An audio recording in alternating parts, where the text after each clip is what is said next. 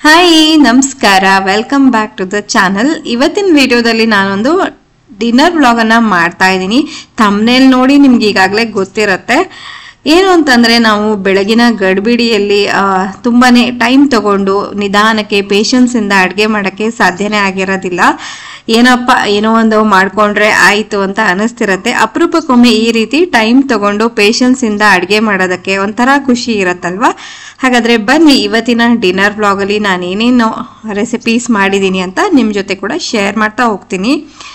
ಈಗ ನಾನು ಕಿಚನ್ಗೆ ಬಂದಿದ್ದೀನಿ. ಇವಾಗ ಸುಮಾರು ಒಂದು 5:30 ಆಗಿತ್ತು. ಮಗಳಿಗೆ ಕುಡಿಯೋದಕ್ಕೆ ಹಾರ್ಲಿಕ್ಸ್ ಮಾಡಿಕೊಡ್ತಾ ಇದ್ದೀನಿ.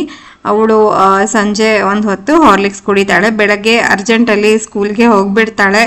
ಎಷ್ಟೋ ಸಲ ಹಾಲು ಕೂಡ ಕುಡಿಯೋದಿಲ್ಲ, ಜಸ್ಟ್ ತಿಂಡಿ ಒಂದು ತಿನ್ಕೊಂಡು, ಅದು ಕೂಡ ಅರ್ಧಂಬರ್ಧ ತಿನ್ಕೊಂಡು ಹೋಗ್ತಾರೆ. ಮಕ್ಕಳು ಹಾಗೆ ಅಲ್ವಾ, ನಾವೇನೇ ಕೊಟ್ರು ಅರ್ಧ ಉಳಿಸ್ತಾರೆ.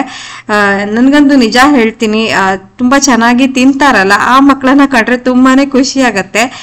ನಮ್ಮ ಮಕ್ಕಳಿಗೆ ರೆಸಿಪೀಸನ್ನು ಹುಡುಕ್ತಾ ಇರಬೇಕು, ಯಾವ್ದು ಮಾಡಿದ್ರೆ ಇವ್ರು ತಿಂತಾರೆ, ಯಾವ್ದು ಮಾಡಿದ್ರೆ ಇವರು ತಿನ್ನಲ್ಲ ಅಂಥೇಳಿ. ನನ್ನ ಮಗಳಂತೂ ಹಾಗೇನೆ. ಅಂದ್ರೆ ಅವಳಿಗೆ ಇಷ್ಟ ಆದ್ರೆ ಜಾಸ್ತಿ ತಿಂತಾಳೆ, ಇಷ್ಟ ಆಗಿಲ್ಲ ಅಂತಂದ್ರೆ ಒಂದ್ ಸ್ವಲ್ಪ ಕೂಡ ತಿನ್ಸೋದಕ್ಕೆ ತುಂಬಾನೇ ಸರ್ಕಸ್ ಮಾಡ್ಬೇಕು ನಾನು. ಬಹುಶಃ ಎಲ್ಲ ತಾಯಂದ್ರಿಗೂ ಕೂಡ ಇದೇ ರೀತಿ ಅಂತ ಅನ್ಸುತ್ತೆ. ನಾನು ಕೂಡ ಕಾಫಿ ಮಾಡ್ಕೊಂಡೆ. ಇದಾದ ನಂತರ ಮಗಳ ಜೊತೆ ಕೂತ್ಕೊಂಡು ಒಂದ್ ಸ್ವಲ್ಪ ಹೊತ್ತು ಅವಳಿಗೆ ಹೋಮ್ ವರ್ಕ್ ಮಾಡಿಸ್ತಾ ಇದೀನಿ. ಅಂದ್ರೆ ಇನ್ನೇನು ಎಕ್ಸಾಮ್ಗಳು ಶುರು ಆಗೋ ಟೈಮ್ ಬಂತಲ್ವಾ, ಹಾಗಾಗಿ ಒಂದ್ ಸ್ವಲ್ಪ ಹೊತ್ತು ಜೊತೆಲಿ ಕೂತ್ಕೊಂಡು ಹೋಮ್ ವರ್ಕ್ ಮಾಡಿಸಿದ್ರೇನೆ ಏನಾದ್ರೂ ಒಂಚೂರು ಸೀರಿಯಸ್ ಆಗಿ ತಗೊಳ್ತಾರೆ. ನೀನು ಓದ್ಕೋ ಅಂತ ಹೇಳಿದ್ರೆ ಓದ್ಕೊಳ್ಳೋದು ತುಂಬಾನೇ ಕಷ್ಟ. ಹೋಮ್ ವರ್ಕ್ ಏನ್ ಕೊಟ್ಟಿದ್ದಾರೋ ಅದಷ್ಟನ್ನ ಮಾಡಿ ಎದ್ಬಿಡ್ತಾರೆ. ಹಾಗಾಗಿ ನಾನಿಲ್ಲಿ ಹೋಮ್ ವರ್ಕ್ ಮಾಡಿಸ್ತಾ ಇದ್ದೀನಿ, ಜೊತೆಗೆ ಒಂದ್ ಸ್ವಲ್ಪ ಹೇಳಿಕೊಟ್ಟೆ. ಸ್ವಲ್ಪ ಹೊತ್ತು ಮಗಳ ಜೊತೆ ಕೂತಿದ್ದೆ. ಆದ ನಂತರ ನಾನು ಮತ್ತೆ ಇಲ್ಲಿ ಕಿಚನ್ಗೆ ಬಂದಿದ್ದೀನಿ. ಇವತ್ತಿನ ಡಿನ್ನರ್ ಅನ್ನ ಸ್ಟಾರ್ಟ್ ಮಾಡ್ತಾ ಇದ್ದೀನಿ. ನಾನಿಲ್ಲಿ ಬೆಂಡೆಕಾಯಿಯನ್ನ ತೊಳೆದು ಒರೆಸಿ ಇಟ್ಕೊಂಡಿದ್ದೆ. ಈಗ ನೀಟಾಗಿ ಅದನ್ನ ತೊಟ್ಟು ಮತ್ತೆ ತುದಿ ಪಾಗ ಏನಿರುತ್ತೆ ಅದನ್ನ ತೆಗೆದ್ಬಿಟ್ಟು ಹೆಚ್ಕೊಳ್ತಾ ಇದ್ದೀನಿ.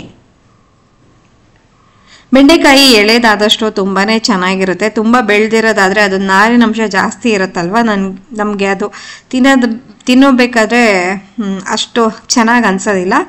ಈಗ ನಾನು ಒಂದು ಕಡಾಯಿಯನ್ನ ಇಟ್ಟಿದ್ದೀನಿ. ಈಗ 1 ಟೇಬಲ್ ಚಮಚ ಆಗುವಷ್ಟು ಎಣ್ಣೆಯನ್ನು ಹಾಕೊಳ್ತೀನಿ. ಮೊದಲಿಗೆ ನಾನು ಈ ಹೆಚ್ಚಿಟ್ಕೊಂಡಿರುವಂತ ಬೆಂಡೆಕಾಯಿಯನ್ನ ಚೆನ್ನಾಗಿ ಹುರ್ಕೊಳ್ತಾ ಇದ್ದೀನಿ. ಅಂದ್ರೆ ಅದು ಲೋಳೆ ಅಂಶ ಏನ್ ಬಿಡುತ್ತಲ್ವಾ ಅದು ಬಿಡೋದಿಲ್ಲ. ಹಾಗಾಗಿ ಜಾಸ್ತಿ ಹೊತ್ತು ನಾವು ಹುರ್ಕೊಂಡಷ್ಟು ಅದು ಚೆನ್ನಾಗಿ ಕ್ರಿಸ್ಪಿಯಾಗಿ ಬರುತ್ತೆ. ಇಲ್ಲಿ ಅದು ಫ್ರೈ ಆಗೋ ಅಷ್ಟರಲ್ಲಿ ನಾನು ಬೆಳ್ಳುಳ್ಳಿ, ಈರುಳ್ಳಿ ಎಲ್ಲ ಸುಲ್ಕೊಂಡು ಸಣ್ಣಗೆ ಹೆಚ್ಚಿಟ್ಕೊಳ್ತಾ ಇದ್ದೀನಿ. ಜೊತೆಗೆ ಇದಕ್ಕೆ 3 ಟೊಮೆಟೊವನ್ನ ಬಳಸ್ತಾ ಇದ್ದೀನಿ.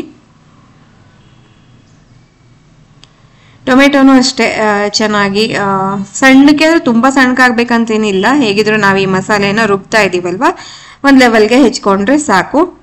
ನೋಡಿ, ಇಲ್ಲಿ ಬೆಂಡೆಕಾಯಿ ಈ ರೀತಿ ಕಲರ್ ಬಂದಿದೆ. ಇಷ್ಟ ಆದ್ರೆ ಚೆನ್ನಾಗಿ ಫ್ರೈ ಆಗಿದೆ ಅಂತ ಅರ್ಥ. ಈಗ ನಾನು ಗ್ಯಾಸ್ ಅನ್ನ ಆಫ್ ಮಾಡಿಬಿಟ್ಟು ಇದಿಷ್ಟು ಬೆಂಡೆಕಾಯಿಯನ್ನ ಒಂದು ತಟ್ಟೆಗೆ ತೆಗೆದಿಟ್ಕೊಳ್ತಾ ಇದ್ದೀನಿ. ಇದೆಲ್ಲವನ್ನು ತೆಗೆದಿಟ್ಕೊಂಡಿದ್ದಾದ ನಂತರ ಅದೇ ಕಡಾಯಿಗೆ ಒಂದು ಸ್ವಲ್ಪ ಎಣ್ಣೆ ಹಾಕೊಂಡು ಶುಂಠಿ ಮತ್ತೆ ಬೆಳ್ಳುಳ್ಳಿಯನ್ನು ಸಣ್ಣಗೆ ತುರಿದ್ಬಿಟ್ಟು ಹಾಕ್ಕೊಂಡಿದ್ದೀನಿ. ಹಾಗೆ 1 ಈರುಳ್ಳಿಯನ್ನು ಕೂಡ ಇಲ್ಲಿ ಸೇರಿಸ್ಕೊಂಡಿದ್ದೀನಿ. ನಂತರ ಅದನ್ನ ಚೆನ್ನಾಗಿ ಗಮ್ ಅಂತ ಪರಿಮಳ ಬರೋ ತನಕ ಫ್ರೈ ಮಾಡ್ಕೊಳ್ಬೇಕು. ಈರುಳ್ಳಿ ಚೆನ್ನಾಗಿ ಬಾಡಿದೆ ಅಂತ ಅನ್ಸಿದ್ರೆ ತಕ್ಷಣ ನಾವು ಟೊಮೆಟೊವನ್ನು ಹಾಕೊಂಡು ಸ್ವಲ್ಪ ಇಲ್ಲಿ ಉಪ್ಪನ್ನ ಸೇರಿಸ್ಕೊಂಡಿದ್ದೀನಿ. ಉಪ್ಪನ್ನ ಸೇರಿಸ್ಬಿಟ್ಟು ಮತ್ತೊಮ್ಮೆ ನೀಟಾಗಿ ಟೊಮೆಟೊ ಚೆನ್ನಾಗಿ ಬಾಡಬೇಕು, ಅಲ್ಲಿ ತನಕ ಇದನ್ನ ಫ್ರೈ ಮಾಡ್ಕೊಳ್ತಾ ಇದ್ದೀನಿ. ಈಗ ನೋಡಿ, ಒಂದು ಅರ್ಧ ಕೈ ಆಗುವಷ್ಟು ಗೋಡಂಬಿಯನ್ನು ಕೂಡ ಸೇರಿಸ್ಕೊಂಡೆ. ಇದೆಲ್ಲವನ್ನು ಮಿಕ್ಸ್ ಮಾಡಿ ನಿಧಾನಕ್ಕೆ ಇದನ್ನ ತಣಿಯೋದಕ್ಕೆ ಹಾಗೆ ಬಿಡ್ತಾ ಇದ್ದೀನಿ. ಅದು ತಣಿಯೋ ಅಷ್ಟರಲ್ಲಿ ನಾನು ಚಪಾತಿ ಹಿಟ್ಟು ಕೂಡ ಕಲಿಸ್ಕೊಂಡೆ. ನಂತರ ನೋಡಿ, ಇದನ್ನ ಒಂದು ಮಿಕ್ಸರ್ ಜಾರ್ಗೆ ಟ್ರಾನ್ಸ್ಫರ್ ಮಾಡಿ ಅದನ್ನ ರುಬ್ಬಿ ಪೇಸ್ಟ್ ಮಾಡಿ ಇಟ್ಕೊಳ್ತಾ ಇದ್ದೀನಿ ಸೈಡ್ಗೆ. ಈಗ ಕಡಾಯಿಗೆ ನಾನು ಮತ್ತೆ 1 ಟೇಬಲ್ ಚಮಚ ಎಣ್ಣೆ ಹಾಕೊಂಡು ಅದಕ್ಕೆ ಖಾರ ಪುಡಿ, ಅರಿಶಿಣದ ಪುಡಿ ಮತ್ತೆ ಗರಂ ಮಸಾಲ ಇದಿಷ್ಟನ್ನು ಕೂಡ ಸೇರಿಸ್ಕೊಳ್ತಾ ಇದ್ದೀನಿ. ಹಾಗೆ ಜೀರಿಗೆಯನ್ನ ಫಸ್ಟಿಗೆ ಸೇರಿಸ್ಕೊಳ್ಬೇಕು ನೀವು, ನಾನು ಕೊನೆಯಲ್ಲಿ ಸೇರಿಸಿದೆ. ಸೊ ಇದಿಷ್ಟನ್ನ ಚೆನ್ನಾಗಿ ಈ ರೀತಿಯಾಗಿ ಫ್ರೈ ಮಾಡ್ಕೊಳ್ತಾ ಇದ್ದೀನಿ. ಈಗ ನಾನು ರುಬ್ಬಿಟ್ಕೊಂಡಿದ್ನಲ್ಲ ಮಸಾಲೆ, ಅದನ್ನ ಇದಕ್ಕೆ ಸೇರಿಸ್ಕೊಳ್ತಾ ಇದ್ದೀನಿ. ಹಾಗೆ ಒಂದ್ ಸ್ವಲ್ಪನೇ ಮಿಕ್ಸರನ್ನ ಸುತ್ತಲೂ ಹಿಡ್ಕೊಂಡಿರುತ್ತಲ್ಲ ಅದನ್ನು ಒಂದ್ಸಲ ನೀರು ಹಾಕಿ ತೆಗೆದ್ಬಿಟ್ಟು ಅದನ್ನು ಕೂಡ ಇದಕ್ಕೆ ಸೇರಿಸ್ಕೊಳ್ತಾ ಇದ್ದೀನಿ. ತುಂಬ ನೀರಾಗಿ ಮಾಡ್ಕೊಂಡ್ರೆ ಚೆನ್ನಾಗಿರಲ್ಲ, ಒಂದು ಲೆವೆಲಲ್ಲಿ ಕನ್ಸಿಸ್ಟೆನ್ಸಿ ಮೇಂಟೈನ್ ಮಾಡ್ಕೊಳ್ಬೇಕು. ಅದಾದಮೇಲೆ ನಾನು ಹುರಿದಿಟ್ಕೊಂಡಿದ್ನಲ್ಲ ಬೆಂಡೆಕಾಯಿ ಅದನ್ನು ಕೂಡ ಇದಕ್ಕೆ ಸೇರಿಸ್ಕೊಳ್ತಾ ಇದ್ದೀನಿ.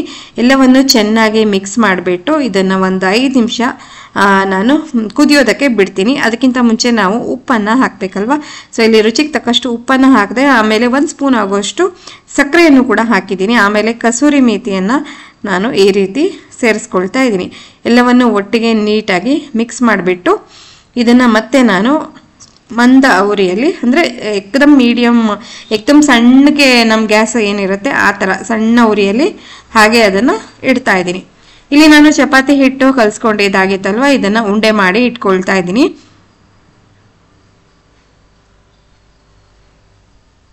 ಚಪಾತಿ ಹಿಟ್ಟು ಕಲಿಸೋದು ಮಾತ್ರ ಕಷ್ಟ, ಆಮೇಲೆ ಕೆಲಸ ಸುಲಭ.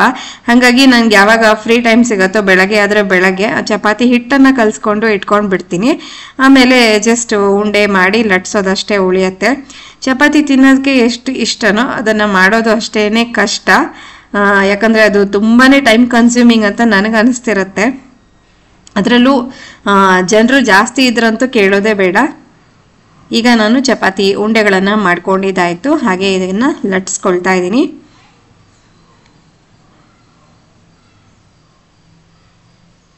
ಇಷ್ಟೊತ್ತಿಗಾಗಲೇ ಮಗಳು ಅವಳಿಗೊಂದು ಟಾಸ್ಕನ್ನು ಕೊಟ್ಟಿದ್ದೆ, ಮಾಡ್ತಾ ಇರು ಅಂಥೇಳಿ. ಇಲ್ಲೇ ಕೂತ್ಕೊಂಡು ನನ್ನ ಜೊತೆ ಮಾತಾಡ್ತಾ ಅವಳು ಟಾಸ್ಕನ್ನು ಮಾಡ್ತಾ ಇದ್ದಾಳೆ.